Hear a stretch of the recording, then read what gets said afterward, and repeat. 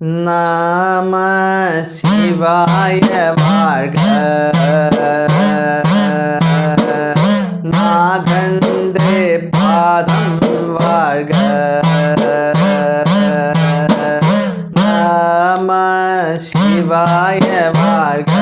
മാണിക്യവാചക സ്വാമിയുടെ തിരുവാചകത്തിലെ പുതിയ ഒരധ്യായത്തിലേക്ക് നാം പ്രവേശിക്കുകയാണ്.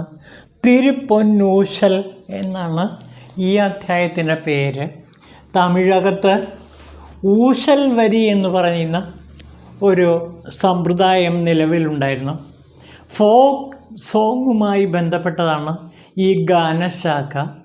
നാടൻ ഗാനശാഖയിലെ വളരെ പ്രധാനപ്പെട്ട ഒരിനമാണ് ഊഞ്ഞാൽ പാട്ടുകൾ. ഊശൽ എന്ന തമിഴ് വാക്കിനർത്ഥം ഊഞ്ഞാൽ എന്നാണ്. ഊഞ്ഞാൽ പാട്ടുകളെ കുറിച്ചിട്ടാണ് ഈ ഊശൽ വരി എന്ന സംജ്ഞ ഉപയോഗിക്കുന്നത്.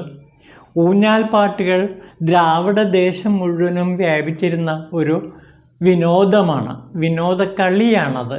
ശരിക്കും ആ സമയത്ത് ഊഞ്ഞാലിൽ പെൺകുട്ടികളും മങ്കമാരും ആടി രസിക്കുമ്പോൾ അവർ പാടുന്ന പാട്ടുകളാണ് ഊഞ്ഞാൽ പാട്ടുകൾ. മലയാളത്തിലും ഊഞ്ഞാൽ പാട്ടുകൾ സുലഭമാണ്. അത് ഉത്സവാഘോഷങ്ങളുമായി ബന്ധപ്പെട്ടാണ് കേരളത്തിലെ ഊഞ്ഞാൽ പാട്ടുകൾ പാടിയിട്ട് കുട്ടികൾ, പ്രത്യേകിച്ച് മങ്കമാർ, ഊഞ്ഞാലിലാടി രസിച്ച് പാടുന്നത്. ഈ പാട്ടിൻ്റെ ഏറ്റവും വലിയ സവിശേഷത എന്ന് പറയുന്നത് അവ അങ്ങേറ്റം സ്നേഹനിർഭരമാണ്. സ്നേഹത്തിൻ്റെ ഗാനങ്ങളാണ്, സ്നേഹത്തിൻ്റെ ഗീതങ്ങളാണ് അധികം പാടുന്നത്. അതേപോലെ തന്നെ കാരുണ്യത്തിൻ്റെ ഭാവങ്ങളാണ്. അതുപോലെ ഒരുമിച്ച് മങ്കമാർ ചേരുമ്പോൾ ഉണ്ടാകുന്ന ആ സംഘബോധത്തിൻ്റെ പ്രത്യേകതകളാണ് ഈ പാട്ടുകളിൽ നിറഞ്ഞു നിൽക്കുന്നത്. അപ്പോൾ ശരിക്കും പറഞ്ഞാൽ ലവ് ആൻഡ് കമ്പാഷൻ, അതാണ് ഊഞ്ഞാൽ പാട്ടുകളുടെ മുഖമുദ്ര. ആ സ്നേഹവും കാരുണ്യവും നിറഞ്ഞു നിൽക്കുന്ന ഭാഗങ്ങളാണ് നാം ഇവിടെ കാണുന്നത്. ഈ രീതിവിശേഷത്തെ മുൻനിർത്തിക്കൊണ്ടാണ് മാണിക്യവാചകർ തിരുപ്പൊന്നൂശൽ എന്ന ഈ അധ്യായം തിരുവാചകത്തിൽ നിബന്ധിച്ചിരിക്കുന്നത്. അത് ശരിക്കും കാരുണ്യശുദ്ധിക്ക് വേണ്ടി പാടുന്ന പാട്ടുകളാണ്. അപ്പോൾ കാരുണ്യശുദ്ധിക്ക് വേണ്ടി പാടുന്ന പാട്ടുകൾ മാത്രമല്ല, ഇതിൽ പ്രധാനമായിട്ടും പ്രകീർത്തിക്കപ്പെടുന്നത് ശിവപാർവതിമാരെയാണ്. ശക്തി ഐക്യത്തെയാണ് ഇവിടെ പ്രധാനമായിട്ടും മുൻനിർത്തി പാടുന്നത്. അപ്പോൾ ശിവനെയും പാർവതിയെയും സ്തുതിച്ചുകൊണ്ട് പാടുന്ന പാട്ടുകളാണ്. അപ്പോൾ ശിവശക്തി മേളനത്തിൻ്റെ മഹാ അനുഭൂതി തരംഗങ്ങൾ, അതിൻ്റെ ലവ് ആൻഡ് കമ്പാഷൻ ഇതിൽ നിറഞ്ഞു നിൽക്കുന്നതായിട്ട് നമുക്ക് അനുഭവപ്പെടും. നമുക്ക് ആ പാട്ടിലേക്ക് കിടക്കാം. നോക്കൂ. തേൽ പവിഴക്കോലുമായി നന്മുത്ത് കയറായി, ചേലത്ത് പൊൻപലക മേൽ സുഖമായി, തിരുമാലറിയാത്ത ചെമ്മലർ പാദം ശോനതുല്യരാം നമുക്കേകം, ഉത്തരകോശമംഗമേവിടം സുധാമയന്തൻ കൃപയാർന്നോനെന്ന് ചേവടി വാഴ്ത്തിപ്പാടി, വേലൊത്തമിഴിയാർന്ന മടവാർമാരെ നമ്മൾ പൊന്നൂഞ്ഞാലാടിപ്പാടാം. പൊന്നൂഞ്ഞാലിലാടി നമുക്ക് പാടാം. ആരെക്കുറിച്ച്? ഉത്തമകോശമങ്കയിലെ വസിക്കുന്ന ആ ശിവപാർവതിമാരെ പാടിപ്പുകഴ്ത്താം. അപ്പോൾ ഉത്തരകോശമങ്ക എന്ന സ്ഥലത്തെ ശിവക്ഷേത്രത്തിൽ വാഴുന്ന ശിവപാർവതിമാരെയാണ് നാം ഈ പാട്ടിൽ പാടിപ്പുകഴ്ത്തുന്നത് എന്ന് പറയുകയാണ്. ചേല പവിഴക്കാലുമായി തന്മുത്ത് കയറായി, ചേലത്ത് പൊൻപേകെ മേലേറി സുഖമായി. അപ്പോൾ പലക പൊൻപലകയിലേറിയാണ് ഇവർ ഇരുന്നാണ് പാടുന്നത്. അപ്പോൾ നല്ലൊരു മുത്തുകൾ അണിയിച്ച കയറ് കൊണ്ട് കെട്ടി ഒരു പലകയുണ്ട്. ആ പലക ഊഞ്ഞാൽ പലക, ആ ഊഞ്ഞാൽ പലകയിൽ സ്വർണത്തിൻ്റെ ഊഞ്ഞാൽ പലകയാണെന്നാണ് പറയുന്നത്. ആ സ്വർണത്തിൻ്റെ ഊഞ്ഞാൽ പലകമേലേറി സുഖമായി തിരുമാലറിയാത്ത ചെമ്മലർപാദം, തിരുമാൽ പോലും വിഷ്ണു ഭഗവാന് പോലും കണ്ടെത്താൻ പറ്റാത്ത ആ ശിവപാർവതിമാരുടെ പാദങ്ങളെ സ്മരിച്ചുകൊണ്ട് നമുക്ക് ശോനതുല്യരാം, നമുക്ക് നായയെപ്പോലെ നിസാരരായ നമുക്ക് ഉത്തരകോശമങ്കയിലെ അധിപനായ ശിവനും പാർവതിയും തൻ കൃപയാൽ, അവരുടെ കൃപയാൽ ആ പാദങ്ങൾ നമുക്ക് പ്രത്യക്ഷപ്പെടുത്തി തരുന്നു. അപ്പോൾ ശിവപാദങ്ങൾ നമ്മുടെ മുമ്പിൽ പ്രത്യക്ഷപ്പെടുന്നു. നിസാരന്മാരായ നമുക്ക് പോലും കാണത്തക്ക വിധം ഭഗവാൻ ആ ശിവഭക്തന്മാരുടെ മുമ്പിൽ ശിവപാദങ്ങൾ സമർപ്പിക്കുന്നു. അപ്പോൾ ഇവിടെ നാം ഒരു കാര്യം ഓർക്കുക, തിരുമാല് പോലും, അതായത് വിഷ്ണു ഭഗവാന് പോലും കണ്ടെത്താൻ പറ്റാത്ത ആ പാദകമലങ്ങളാണ് നിസാരരിൽ വച്ച് നിസാരരായ ശിവഭക്തന്മാരായ നമ്മുടെ മുമ്പിൽ ഭഗവാൻ കാണിച്ചു തരുന്നത്. അപ്പോൾ ശിവപാദങ്ങളെ കാണാൻ നമുക്ക് തന്നെ അർഹതയില്ല, എന്നിട്ട് നാം അത് കാണുന്നു എന്ന് വെച്ചാൽ ശിവൻ്റെ ആ വാത്സല്യവും കാരുണ്യവും സ്നേഹവായ്പും എത്രമേൽ അഗാധമാണെന്ന് നോക്കൂ. അപ്പോൾ തിരുമാലിന് പോലും വിഷ്ണു ഭഗവാന് പോലും കാണിച്ചു കൊടുക്കാത്ത ആ പാദങ്ങൾ നമ്മുടെ മുമ്പിൽ ഭഗവാൻ പ്രദർശിപ്പിക്കുന്നു. അപ്പോൾ അത്രയ്ക്ക് കാരുണ്യവാനാണ് ശിവൻ, കാരുണ്യത്തിൻ്റെ നിറകുടമാണ് ശിവൻ. അതുപോലെ സ്നേഹത്തിൻ്റെ ആ മഹാ ഇതിഹാസമാണ് ശിവഭഗവാൻ. അതുകൊണ്ടാണ് ചോനന്മാരെ പോലെ നിസാരന്മാരായ നമ്മുടെ മുമ്പിൽ ഈ ഭഗവാൻ ഈ പാദങ്ങൾ, ശിവപാദങ്ങൾ നമ്മുടെ മുമ്പിൽ കാണിച്ചു തരുന്നത്. അപ്പോൾ എന്തൊരു കാരുണ്യമാണ് ശിവഭക്തന്മാരോട് ശിവഭഗവാൻ കാണിക്കുന്നു നോക്കൂ. അപ്പോൾ ശിവഭക്തി ഒന്നുകൊണ്ട് മാത്രം തിരുമാലിനേക്കാൾ, മഹാവിഷ്ണുവിനേക്കാൾ മേലെ നമുക്ക് എത്തിച്ചേരാൻ പറ്റുമെന്നാണ്. ബ്രഹ്മാവിനും വിഷ്ണുവിനും പോലും ശിവനെ കാണാൻ കഴിഞ്ഞില്ല. അങ്ങനെയുള്ള ശിവഭഗവാനാണ് ഇതാ നിസാരന്മാരിൽ വച്ച് നിസാരന്മാരായ നമ്മുടെ മുമ്പിൽ പ്രത്യക്ഷപ്പെട്ട് നമുക്ക് ആ പാദങ്ങൾ കാണിച്ചു തരുന്നത്. അപ്പോൾ ശിവൻ്റെ കാരുണ്യത്തിൻ്റെ മഹാ ഇതിഹാസമാണ് നാം ഇവിടെ കാണുന്നത്. എന്തൊരു കാരുണ്യവാനാണ് ഭക്തന്മാരോട് ശിവൻ പ്രദർശിപ്പിക്കുന്നതെന്ന് നോക്കൂ. അപ്പോൾ ശരിക്കും ശിവഭക്തിയുണ്ട് എങ്കിൽ അസാധ്യമായ ഒരു കാര്യവുമില്ല. ശിവഭക്തൻ്റെ എല്ലാ പ്രശ്നങ്ങളെയും ഭഗവാൻ തന്നെ നേരിട്ട് ഏറ്റെടുക്കുന്നു. എന്നിട്ട് ആ പ്രശ്നങ്ങളെല്ലാം പരിഹരിക്കുന്നു. കാരുണ്യത്തിൻ്റെ മഹാസാഗരത്തിൽ അവനെ ആറാടിക്കുന്നു. സ്നേഹത്തിൻ്റെ മഹാസാമ്രാജ്യത്തിൻ്റെ കൊടുമുടിയിൽ ഭക്തനെ കൊണ്ടെത്തിക്കുകയും ചെയ്യുന്നു. അപ്പോൾ ഒരു ശിവഭക്തൻ്റെ ജീവിതം എന്തൊരു ധന്യമാണ്. കാരണം വിഷ്ണുവിനും ബ്രഹ്മാവിനും പോലും കാണിച്ചു കൊടുക്കാത്ത പാദങ്ങളാണ് നമ്മുടെ മുമ്പിൽ ശിവൻ പ്രത്യക്ഷപ്പെടുത്തുന്നത്. നമ്മുടെ ഹൃദയത്തിൽ തന്നെ ശിവൻ വസിക്കുകയാണ് ചെയ്യുന്നത്. ഈ ഹൃദയവാസിയായ ശിവനെ എങ്ങനെയാണ് വാക്കുകൾ കൊണ്ട് നാം ആരാധിക്കുക, പൂജിക്കുക? ശിവസഹസ്രനാമം ചൊല്ലിയാലും നമുക്ക് അതേപോലെ വർഷങ്ങളോളം ശിവനെ പൂജിച്ച് പ്രാർത്ഥിച്ച് സ്തുതിഗീതങ്ങൾ ആലപിച്ചാലും ശിവൻ്റെ മഹത്വം നമുക്ക് വിവരിക്കാൻ പറ്റില്ല. അത്രയ്ക്ക് കാരുണ്യവാനും അത്രയ്ക്ക് സ്നേഹസമ്പന്നനുമാണ് ശിവൻ എന്നാണ് പറയുന്നത്. ഇനി അടുത്ത പാടലിലേക്ക് നോക്കൂ. മൂന്നാം തൃക്കണ്ണാർന്നവൻ മൂപ്പില്ലാ ദേവന്മാർക്കും കാണുവാനാകാത്തതാം മലർപ്പാദങ്ങളാർന്നോൻ തേനാർന്ന് മധുരിക്കും അമൃതൂറിയിടുന്നവൻ ഊനിൽ കടന്ന് ഉരുക്കും ഉത്തരകോശമങ്കയ്ക്കോൻ തങ്ങും ഇടമരുതൂരിനെ വാഴ്ത്തിപ്പാടി അന്നത്തിൽ നടയാർന്ന് മയിലിനഴകാർന്ന സുന്ദരിമാരെ വരിൻ പൊന്നൂഞ്ഞാൽ ആടിയിടാമേ. നമുക്ക് പൊന്നൂഞ്ഞാൽ ആടിയിടാം.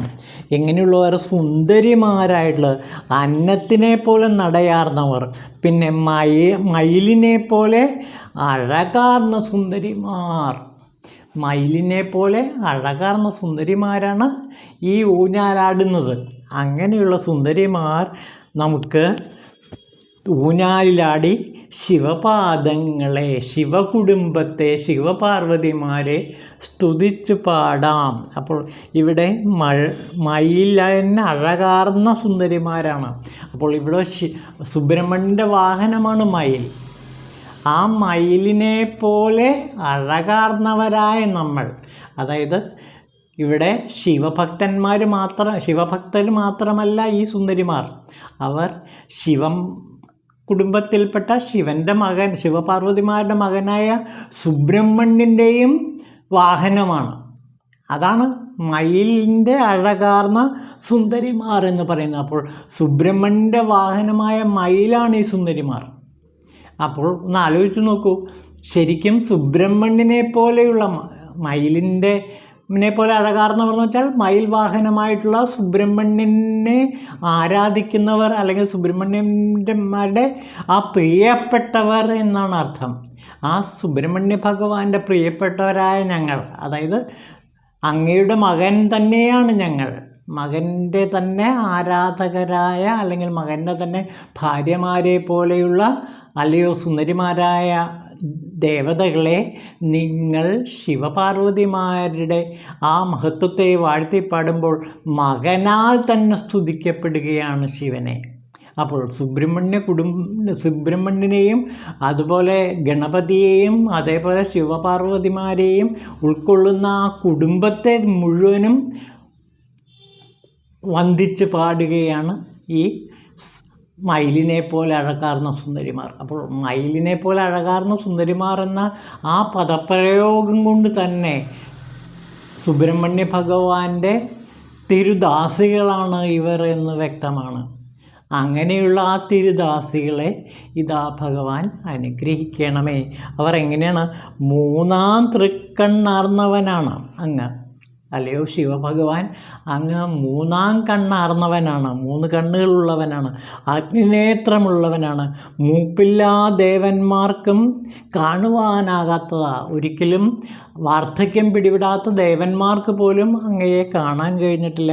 അങ്ങനെയുള്ള അങ്ങയുടെ മലർപാദങ്ങളെ തേനാർന്ന് മധുരിക്കുന്ന അമൃതിന് തുല്യമായ, അമൃതൂറിയിടുന്ന അല്ലയോ ഭഗവാന്റെ പാദങ്ങളെ ഞങ്ങളിതാ ഉത്തരകോശമങ്ങയ്ക്ക് അധിപനായ അല്ലയോ ശിവഭഗവാനെ, അങ്ങയുടെ പാദങ്ങളിൽ ഞങ്ങളിതാ നമസ്കരിക്കുന്നു. ആ പാദങ്ങൾ ഞങ്ങൾക്ക് വേണ്ടി ഇതാ മുന്നിൽ, ഞങ്ങളുടെ മുമ്പിൽ അങ്ങ് പ്രദർശിപ്പിക്കുന്നു. അപ്പോൾ അങ്ങയുടെ പാദങ്ങൾ ഞങ്ങൾക്ക് കാണാൻ കഴിഞ്ഞു. തിരുമാലിനും അതേപോലെ തന്നെ ബ്രഹ്മാവിനും പോലും കാണാൻ പറ്റാത്ത ശിവപാദങ്ങളെയാണ് ഞങ്ങളിപ്പോൾ കാണുന്നത്. അതും എങ്ങനെയുള്ള സുബ്രഹ്മണ്യൻ്റെ ദാസിമാരായ ഞങ്ങൾ, മയിലിനെ പോലെ അഴകാർന്ന മയിലൊത്ത ആ ദാസിമാരായ ഞങ്ങൾ, മയിൽവാഹനനായ സുബ്രഹ്മണ്യൻ്റെ ഭക്തരായ ഞങ്ങൾ ഇതാ ശിവഭഗവാന്റെ പാദങ്ങൾ കണ്ട് ആത്മനിർവൃതി കൊള്ളുന്നു എന്നാണ് പറയുന്നത്. ആദ്യന്തഹീനനായി മഹർഷിഗണങ്ങളും 1000 കോടിയാകും വാനവർ കൂട്ടം താനും കാത്തു നിൽക്കുന്ന നേരം തിരുനീറെനിക്കേകി നിൽപ്പവൻ തൻ്റെ കൃപാവാരിധിയിൽ വിളങ്ങുന്ന നന്മണിയാവും ദേശമുത്തരകോശത്തെ ഭഗവാനെ മാനന്തൊടും മാളികളെ വാഴ്ത്തി പൊന്നണിമങ്കമാരെ പൊന്നൂഞ്ഞാൽ ആടിയിടുമേ.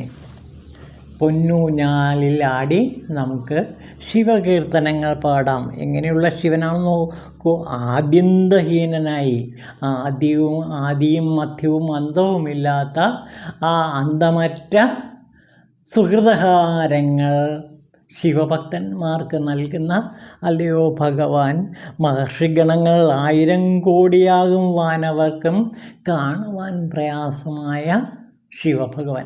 അനേകം മഹർഷിമാർ അനേകം കാലം നിതാന്ത തപസ് ചെയ്തിട്ടും ശിവഭഗവാനെ കണ്ടെത്താൻ കഴിഞ്ഞിട്ടില്ല. അതുപോലെ 1000 കോടിയാകും വാനവർ, 1000 കോടി ദേവന്മാരും ശിവനെ കണ്ടില്ല. പക്ഷേ നമ്മുടെ മുമ്പിൽ ഇതാ ആ തിരുനീറ് നമുക്ക് നൽകിക്കൊണ്ട് ശിവഭഗവാൻ നമ്മയുടെ മുമ്പിൽ പ്രത്യക്ഷപ്പെട്ടിരിക്കുന്നു. അപ്പോൾ തിരുനീറ് നമുക്ക് നൽകി എന്നാണ് ഇവിടെ ഭഗവാനെ പറ്റി പറയുന്നത്. തിരുനീറ്, ഭസ്മം നമുക്ക് നൽകി. അത് ശിവഭഗവാന്റെ ഏറ്റവും വലിയ സ്നേഹവായ്പാണ് ഈ ഭസ്മം നൽകുക എന്നുള്ളത്. ഒരു ഭക്തന് ഭസ്മം കിട്ടുക എന്ന് വെച്ചാൽ, ഭസ്മം നൽകുക എന്ന് വെച്ചാൽ ആ ഭക്തനെ തൻ്റെ അടിമയാക്കി മാറ്റി, തൻ്റെ നിതാന്ത ദാസനാക്കി മാറ്റി എന്നുള്ളതിൻ്റെ ഒരു സിമ്പലാണ് ഭസ്മം നൽകുക. അപ്പോൾ ശിവഭഗവാനിൽ നിന്ന് ഭസ്മം കിട്ടുക എന്ന് വെച്ചാൽ അതൊരു മഹാഭാഗ്യമാണ്. അന്നു മുതൽ ആ ഭക്ത ശിവൻ്റെ ദാസിയായി തീർന്നിരിക്കുന്നു എന്നതുകൊണ്ടാണ് ഭഗവാൻ ആ ദാസിക്ക് ഭസ്മം കൊടുക്കുന്നത്, തിരുനീർ കൊടുക്കുന്നത്. ശിവ അവതാരങ്ങൾ പലപ്പോഴും ഇതേപോലെ ഭസ്മമാണ് ഭക്തന്മാർക്ക് നൽകുക. ഞാനിപ്പോഴും ഓർക്കുന്നുണ്ട്, ശ്രീ സത്യസായി ബാബയുടെ പുട്ടപ്പർത്തിയുള്ള ആശ്രമത്തിൽ ഞാൻ 10 ദിവസം താമസിച്ചിരുന്നു. അന്ന് ഞങ്ങൾ ഭക്തരുടെ മുമ്പിൽ ഭഗവാൻ കീർത്തനം പാടിയതിന് ശേഷം വന്ന് ഞങ്ങളുടെ മുമ്പിൽ കൂടെ പോകാറുണ്ട്. അപ്പോൾ ഞങ്ങളിൽ പലർക്കും ഭഗവാൻ അന്തരീക്ഷത്തിൽ നിന്ന് ഭസ്മം എടുത്ത് നൽകുമായിരുന്നു. എവിടെ നിന്നാണ് ആ ഭസ്മം വരുന്നതെന്ന് അറിയാൻ പറ്റില്ല. ഭഗവാൻ കൈ ഉയർത്തി തലയ്ക്ക് മുകളിലൂടെ ഒന്ന് ചുഴറ്റി തിരിച്ചു വരുമ്പോൾ കയ്യിൽ നിറയെ ഭസ്മമാണ്. ആ ഭസ്മം ഭക്തന്മാർക്ക്, അതും അർഹതയുള്ള ഭക്തന്മാർക്ക് കൊടുക്കുമായിരുന്നു. അതോടെ ആ ഭക്തൻ ധന്യരിൽ വച്ച് ധന്യനായി മാറുകയാണ്. ശിവൻ്റെ അനുഗ്രഹം, ശിവഭഗവാന്റെ അനുഗ്രഹം അതോടെ അയാൾക്ക് കിട്ടിയിരിക്കും.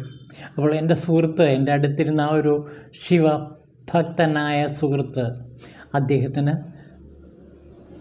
ഭഗവാൻ ഇതേപോലെ ഭസ്മം കൊടുക്കുന്നത് നേരിട്ട് കാണാൻ എനിക്ക് കഴിഞ്ഞിരുന്നു. അത് ശിവ അവതാരങ്ങൾ ചെയ്യുന്നൊരു കർത്തവ്യമാണ്. അതുപോലെ പല മഹാശിവാവതാരങ്ങളും ഇതേപോലെ തങ്ങളുടെ ഭക്തന്മാർക്ക് ഭസ്മം നൽകി അനുഗ്രഹിക്കുകയാണ്. അപ്പോൾ ഭസ്മം നൽകി അനുഗ്രഹിക്കുക എന്ന് വെച്ചിട്ടുണ്ടെങ്കിൽ ആ ഗുരുവര്യൻ ശിവൻ്റെ പ്രതീകമാണ്. അതാണ് അതിൻ്റെ പ്രത്യേകത.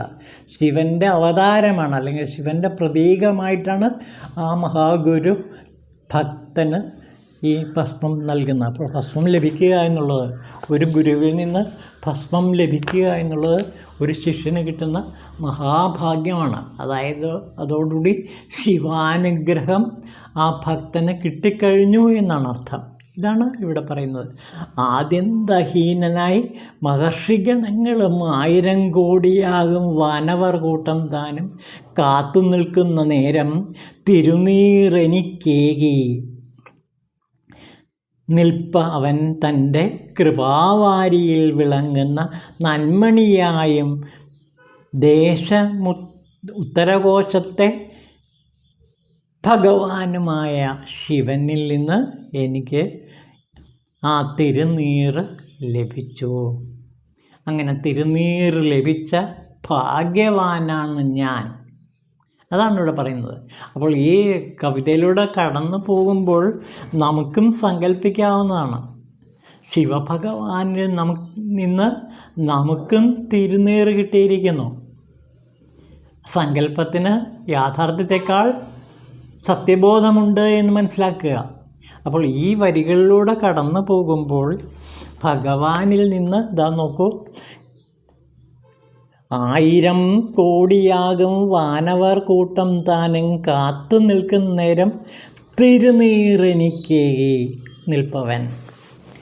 അവൻ എനിക്ക് തിരുഭസ്മം നൽകി എന്നെ ശിവദാസിയാക്കി മാറ്റി, ശിവൻ്റെ അടിമയാക്കി മാറ്റി എന്നാണ് പറയുന്നത്. ഇതിൽ പരം ഒരു ഭാഗ്യം നമുക്ക് സങ്കല്പിക്കാനുണ്ടോ? അപ്പോൾ ഇവിടെ ഈ വരികളിലൂടെ കടന്നു പോകുമ്പോൾ ശിവഭഗവാനിൽ നിന്ന്, സാക്ഷാൽ ശിവപാർവതിമാരിൽ നിന്ന് നമുക്ക് അനുഗ്രഹമാകുന്ന ആ തിരുഭസ്മം നമുക്ക് ലഭിച്ചിരിക്കുകയാണ്. അപ്പോൾ ഈ വരികളിലൂടെ കടന്നു പോകുമ്പോൾ നമ്മൾ അനുഭവപ്പെടുന്നത് തിരുനീറ് ലഭിച്ച ഭക്തരായ നമ്മളുടെ ആ മാനസികമായ ആ ശിവാനന്ദമാണ് നിറഞ്ഞു നിൽക്കുന്നത്. അപ്പോൾ ഈ വരികളിലൂടെ കടന്നു പോകുമ്പോൾ നാം ശിവാനന്ദ ലഹരി നുകർന്നിട്ട് നാം ആ തിരുഭസ്മം നമ്മുടെ തിരുനെറ്റിയിൽ തൊടുകയാണ്. അതാര് നൽകിയത്? ഭഗവാൻ ശിവനാൽ നൽകപ്പെട്ട തിരുനീറാണിത്. ഇത് നമുക്ക് സങ്കല്പത്തിൽ ചെയ്യാവുന്നതാണ്. തിരുനീറെടുത്തണിഞ്ഞ് ഈ വരികളിലൂടെ നാം കടന്നു പോകുമ്പോൾ നമ്മുടെ തിരുനെറ്റിയിൽ ശോഭിക്കുന്നത് ശിവൻ്റെ തിരുനീറാണ്. ശിവൻ നൽകിയ തിരുനീറ് നമുക്ക് ലഭിച്ചിരിക്കുന്നു. ഇതിൽ പരം മറ്റൊരു ഭാഗ്യം നമുക്കിനി കിട്ടാനില്ല. ഓം ശിവായ നമഃ.